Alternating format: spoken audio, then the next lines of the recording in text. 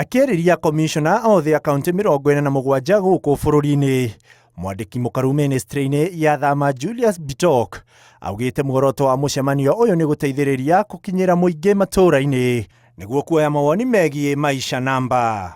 So today's meeting really was to agree and to be able to create a strategy of how we are able to reach out to the ground, to be able to engage many people so that we can be able to have a common position.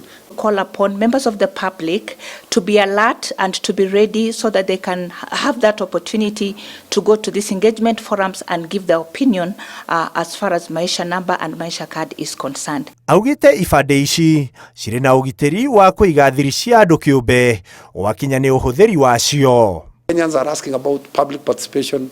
Kenyans are asking about whether their data is safe, whether we are complying with data protection impact assessment. Things I can assure you that we are complying with them. Bitoko ho nĩaugĩte gĩtũmi kĩnene gĩa kũheana ibande ici njerũ nĩ gũkinyanĩria marĩa thirikari yeranĩire hĩndĩ ya kambeini ma kũhotithia mũingĩ ũrĩa mangĩkinyĩra motungata matiganĩte ma thirikari oro ũndũ ũmwe na gũtwarana na mahinda o ũrĩa bũrũri ũrakũra. The Maisha ecosystem is really timely.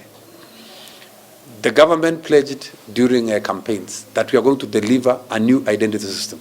And I'm happy to inform the country that we have made a lot of progress.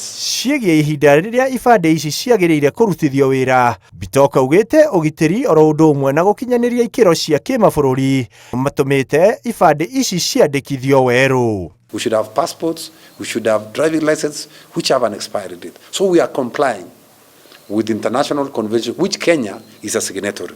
Kũrĩ ũguo, Bitok nĩaugĩte thirikari no ĩcemanĩtie na moritũ ona thengia gũkorwo yandĩkithĩtie andũ milioni 1.6, ibande makĩria ma 467 citirĩ ciagĩrwo nĩ ene.